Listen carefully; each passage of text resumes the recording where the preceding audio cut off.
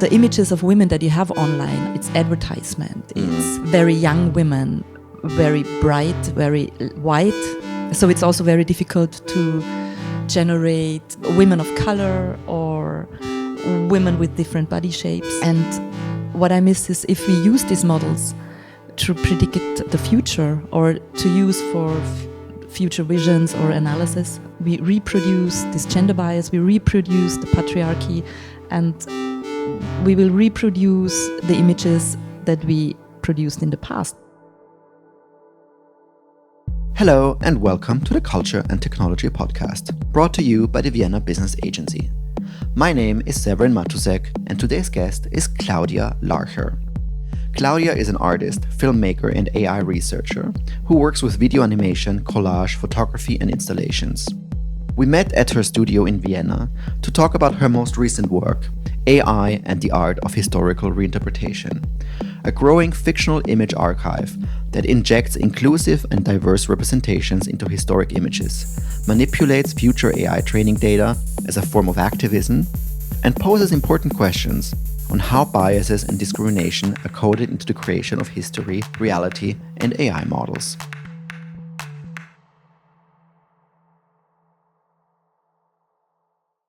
Well, I think there were many reasons to come up with that work.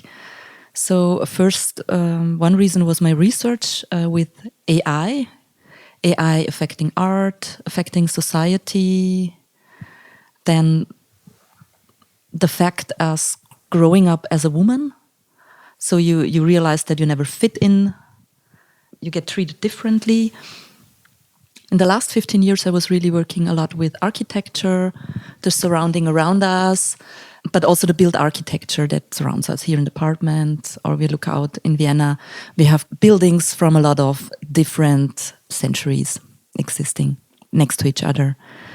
But these built environments are actually built by men, by white men, and this is actually quite similar to how AI is built, because it got also developed mainly in the Silicon Valley by white males.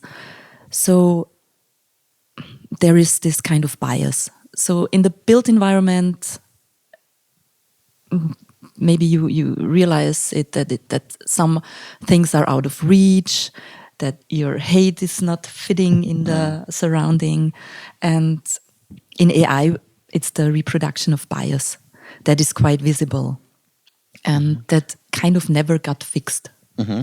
I love the analogy between the physical built environment and the architecture and the virtual worlds that are built by certain people and with certain biases and built-in values. I think it's quite obvious with the example of like height, that sometimes you don't fit through a door or something is way too big or way too small. Can you give an example of how such a bias is built into an AI model, for example, that people use all the time nowadays? One bias that I realized producing the work was that it's not that easy to generate female faces or women in general. You don't think about it. But the AI models, because I used several ones, I mainly used for this project models from OpenAI or Adobe. So they are regulated somehow. They try to implement these mitigation filters, because I wanted to have the bias in these already regulated systems. So OpenAI says, okay, we get rid of biases, but they don't go to the root. They just use filters. So what happened when you generate women is, if you use prompts like female, or because I generated a diverse collection of women like Asian, or you want to redress them with tights. These are all kind of trigger words for the AI system, so you get censored. And not because the prompts are not right, but what is wrong is that the AI model generates images that get censored by the system. So you don't even see the outputs, but you just get censored in general.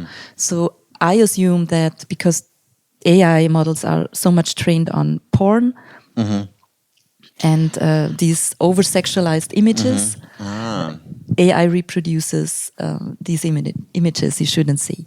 So that means that through those millions of images that AI models are being trained on, a lot of the images that it's trained on female faces and female bodies come from porn.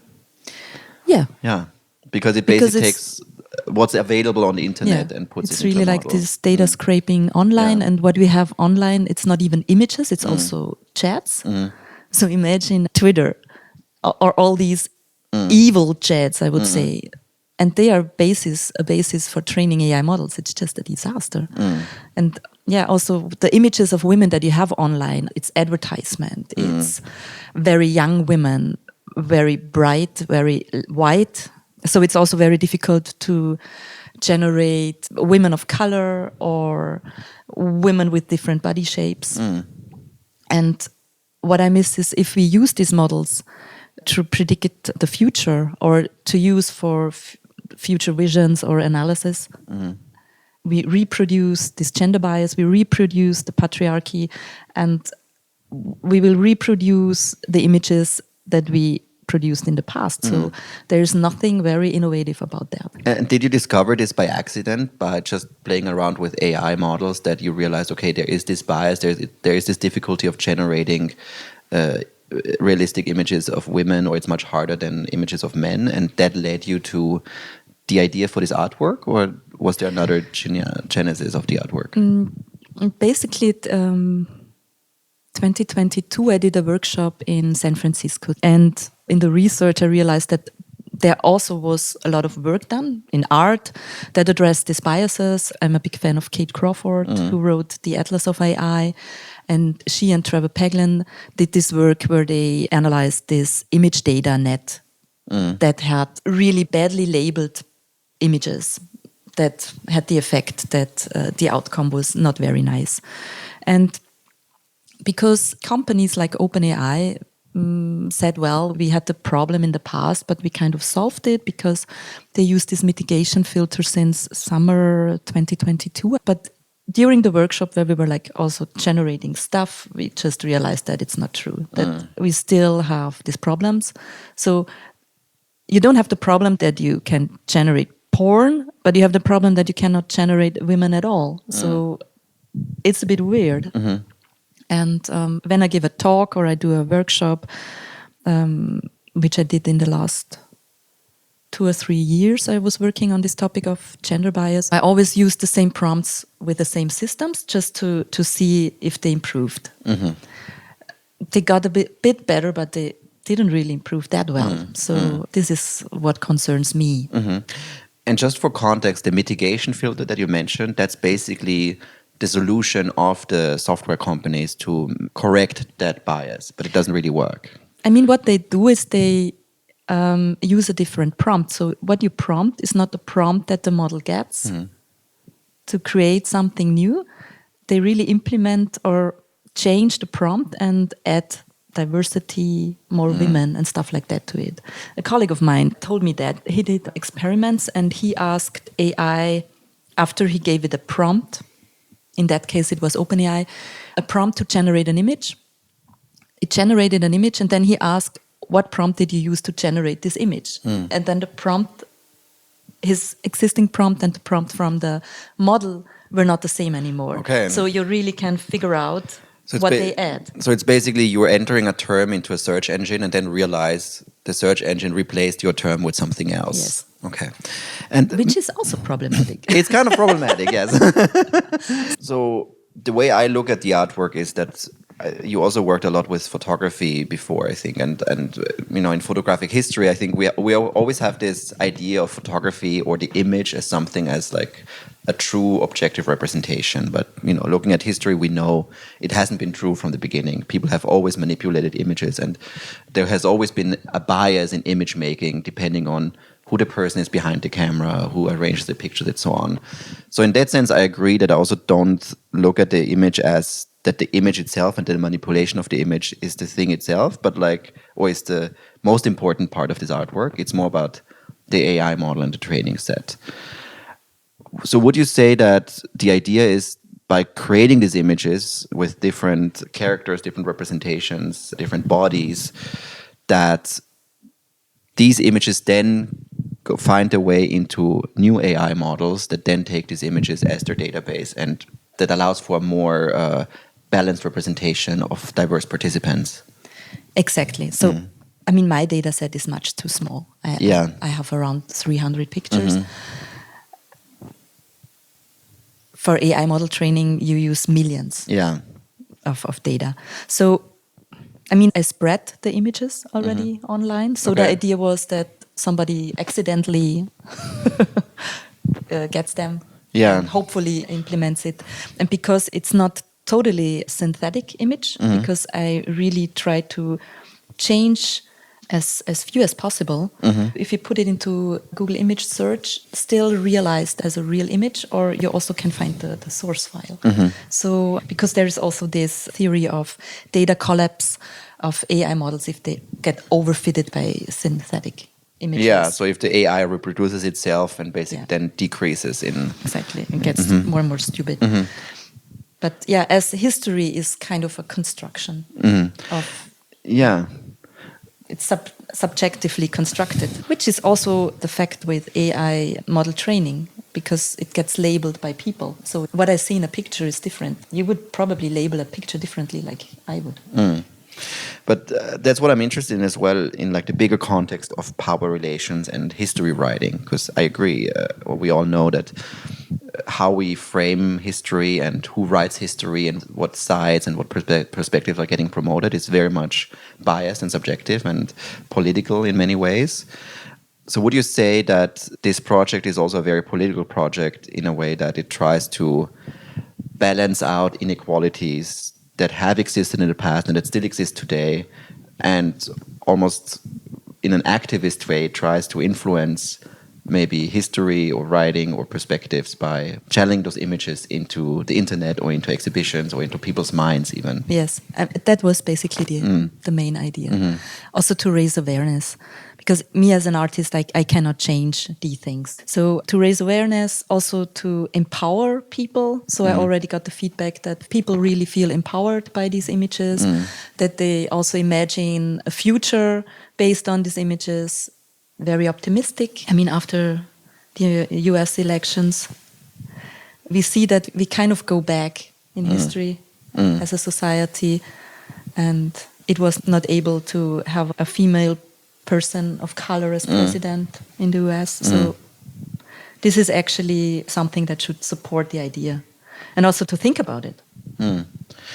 How do you see an artwork like this influencing actual AI models? I think you said like the scale is way too small, like it would need to be millions of images. Could it be that a movement is created where thousands of people create these images in order to influence or manipulate AI systems in a way? Is that a possible future? This is absolutely possible. It was also a part of the workshop. One workshop I did, that people were like motivated to produce images, how they would like to have the future, and to really produce diverse images. Also to have in mind that they probably get used for AI model training. Essentially, it's really like raising awareness, showing the people how to use this technology. Because I teach at art universities. I also do workshops for community centers, work with kids. So the idea is really to reflect on the models that are already implemented in our technology, in our smartphones, in our computers. I mean, everybody uses AI unconsciously, I guess. So to realize what's behind the technology and also to criticize it. Or the better thing would be to use it for a better. Because there are so many negative things happening with AI now that I try to focus on the positive things. Because you can also or train an AI on a complete new mindset and use that. Yeah, that fear and that negativity in relationship to AI is something I was also curious to talk about with you. Because I feel like there's a lot of fear out there, especially with creative people and artists, that are kind of scared of AI as that technology that's going to replace them or that's, you know, make them obsolete. And you worked with AI now for several years and you use it more as a as a tool and as a platform for critical thinking and critical activism in a way. So what would you say, how has your personal relationship to AI evolved as a sort of technology that's both frightening and at the same time opens a lot of new opportunities? I mean, of course, I was afraid in the beginning, and then I decided, well, I want to know more about the technology, and realized that what I'm afraid of is more the people who own the technology, but not the technology itself, because you can do a lot of good things as well. I think you don't lose your job to AI. You will lose in the creative industry your job to people who work with AI. And really to learn these tools, it's really crucial, I guess.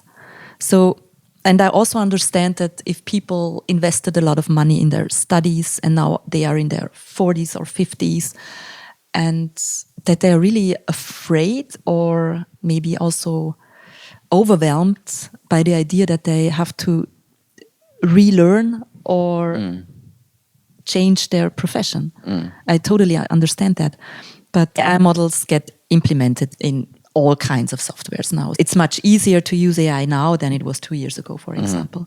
So I think it's getting easier, and it takes away a lot of tasks that I actually didn't like to do a lot. So it's really supportive. We as a society have to be somehow careful how we use that tool and for which companies we work for. If you work for a company who says, well, I can keep on doing my stuff with half of the people and I get rid of them and AI will get the job, I don't think that these companies should be supported by society.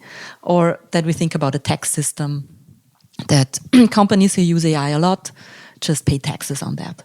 So we have a general income for people who will lose their jobs. So this is all, it's really about the society we live in and in which society we want to live in. We have to choose the politicians that support these ideas and be active. And for the creative industry, because of copyrights or artists who are afraid that their images got used for training AI and so you can produce images in the style of. There is regulation happening already. There is a great project initiated by Holly Herndon and Matt Dryhurst, the Spawning platform.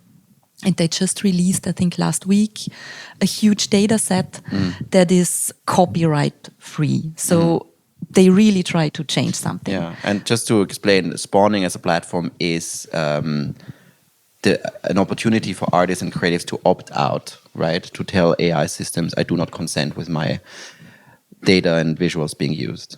Exactly. Yeah. And these are also things you can already do. If you enter the OpenAI platform, you can really opt out there too. Or with another website from Herndon and Dryhurst, you can really check if your images got used for training. So there are already so many tools and they are artists. So it's interesting that artists take over the job of activists. I think part of that is as well that the stories and the hype around new technologies like AI often make us feel and believe that these are extremely complex technologies that don't even make the effort to try and understand it. I think what Matt Trice and Holly Herndon are very good at is that they demystify it and basically show it's actually not that complicated. And you can opt out and you have agency, but all of us probably are in a position that we need to do a little effort than just scrolling and clicking and consuming to actually understand what's going on in order to have that sort of agency to act differently. That's right, but that should also be a part of education. So governments should really implement more of digital education into the school system, for example. Or teach children how to program, and now programming, it gets easier and easier. It's just like with your common language, you can program now. Using AI models. Using AI models, it's crazy. So there are a lot of things that are really very great. You just have to get away from this path of fear to the path of hope and create good stuff.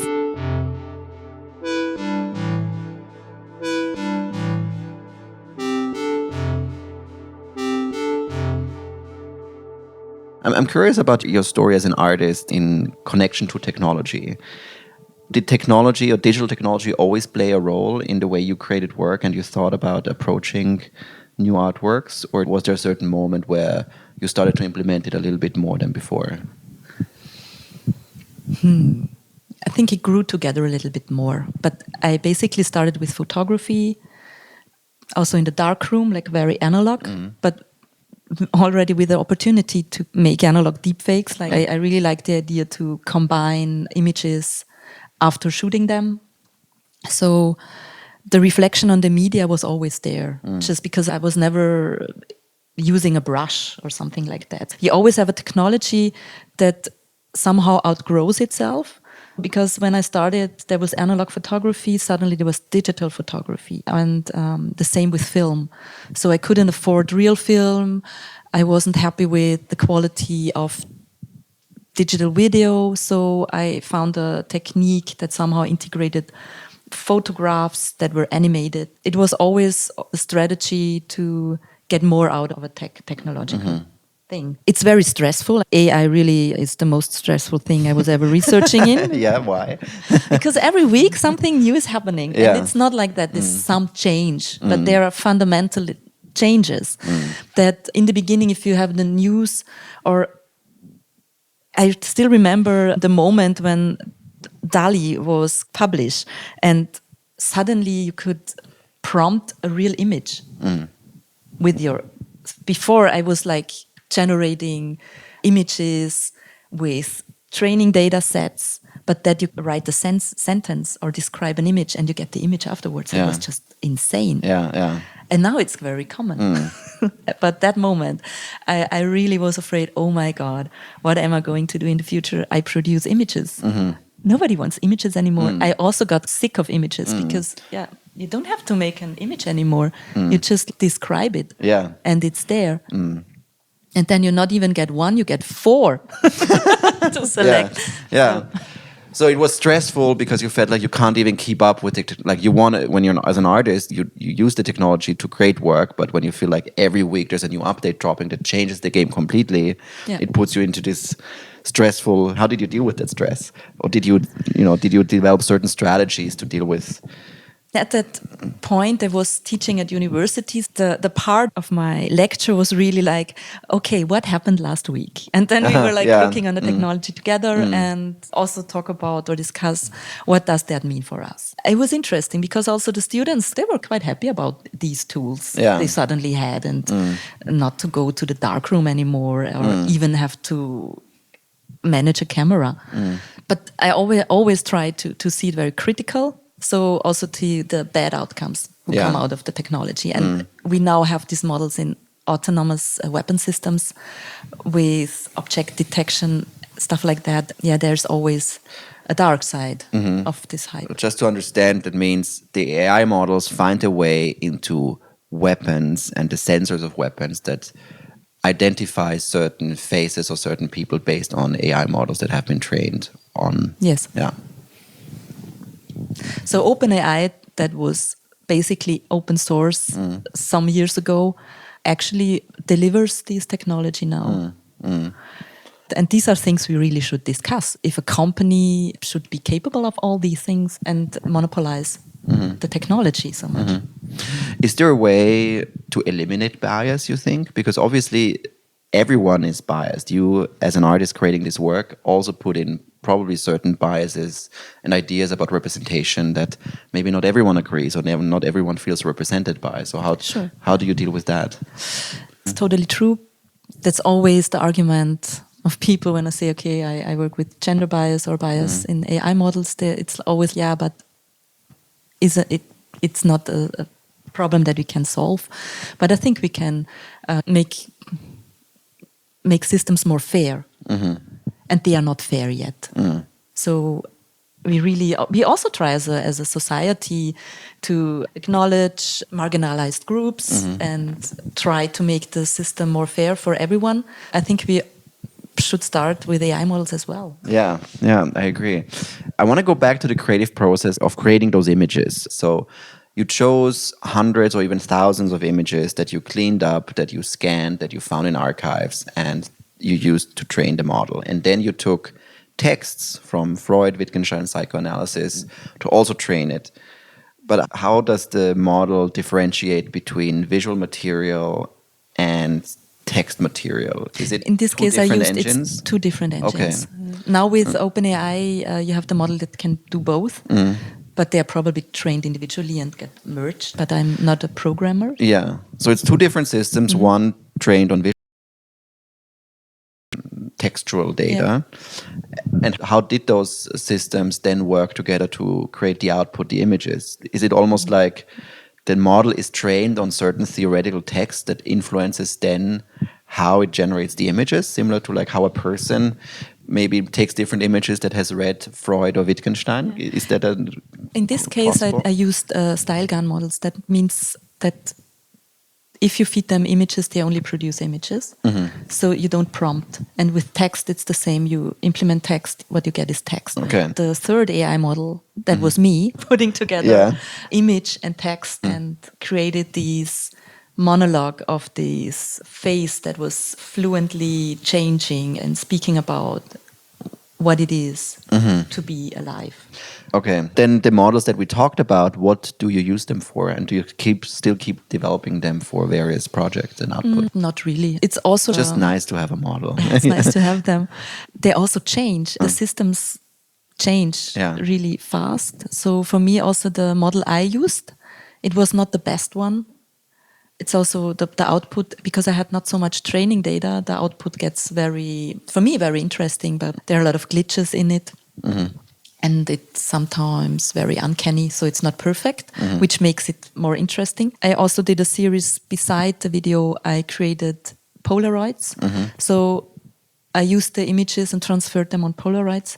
And on the Polaroids, because it's also quite an old technology with expired material, for me it's like what you see is a picture that includes two dying media. So it's the medium of this old style gun model that collapses with the Polaroid. And certainly I'm quite sure that in 10 years, these two systems won't exist anymore because they're just outdated. So I have a lot of outdated of technology in my storage, for example, that still somehow works, but can't connect to reality anymore. I think reality is a great keyword, because how do you think, we touched upon it, but more concretely, how do you think these models create reality in a way? Because obviously I think you can make the point that these models and their biases put out certain things that create things that people take as real, and that then shapes their point of view on the world. Was this part of your research, even on a philosophical level, of how reality is created using AI models and AI technologies? That's a good question. Social media, all these algorithms create really a parallel reality, like this mirror reality that also Naomi Klein in her new book talks about, so that everybody thinks he or she lives in this reality, but it's different for everyone, from everyone to everyone.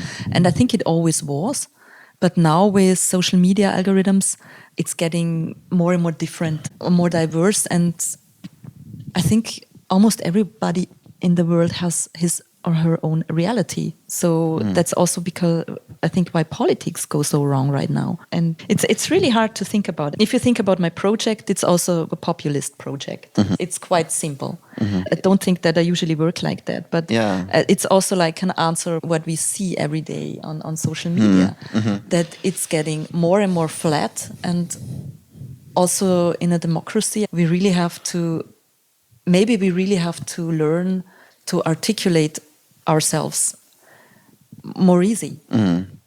Yeah, I think this is an interesting point, because I had that thought as well. I didn't mention it, that now you mention it, it's a populist project. I don't know if I would have used that word, but when I looked at the images online, I thought it's interesting because they work so that everyone understands in a split second what's going on. It's that simple. And I think it's true, you can criticize this sort of approach as flat or as simplistic maybe, but I think you did it on purpose because it's more likely to reach a lot of people nowadays, because everyone has so little time and so little attention to actually figure something out on their own, That sometimes you need these simple things to draw them in. So what was this on purpose? Yeah. I mean, there are people who read the news on Instagram. I don't even know how that works because it's just images. Yeah. So I was thinking, if I can't explain or, then I try to be very sensitive to other people and explain them, there is a gender bias going on.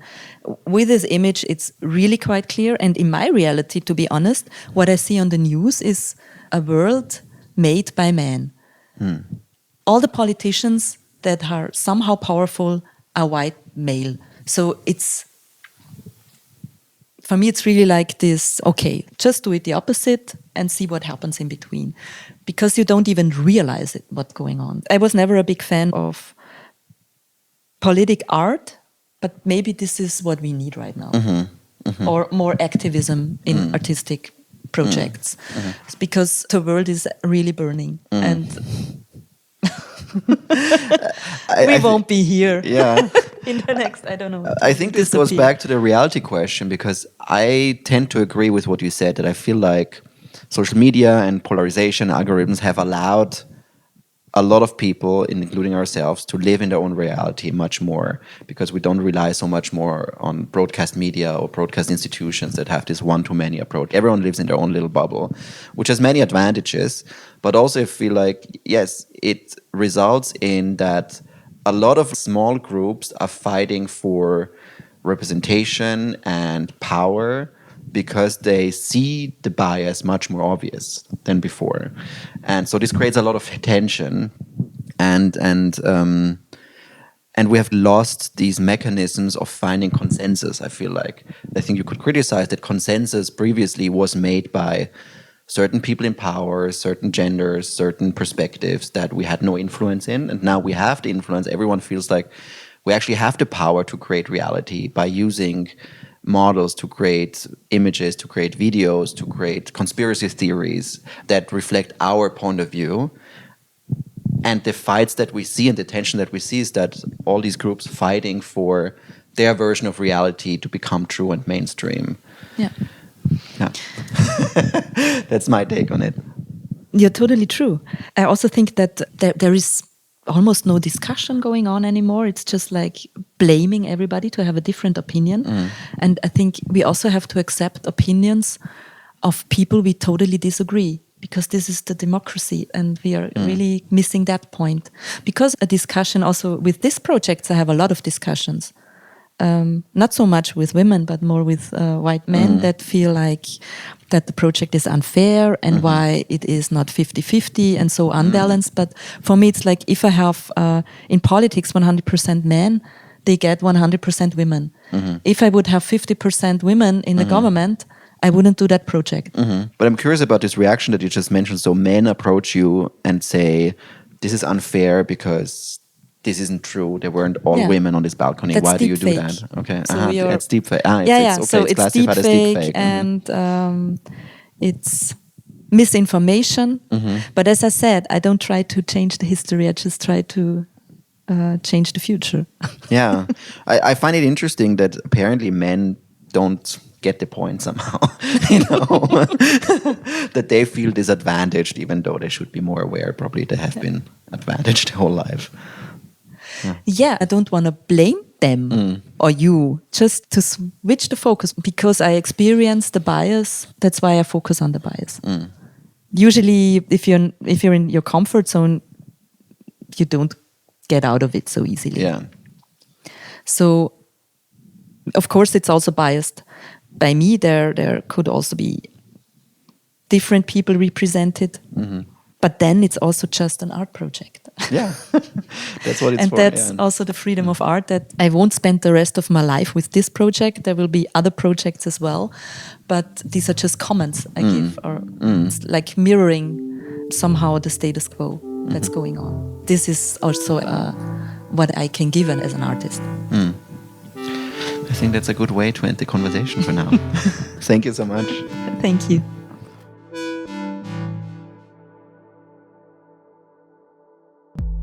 That was Claudia Larcher.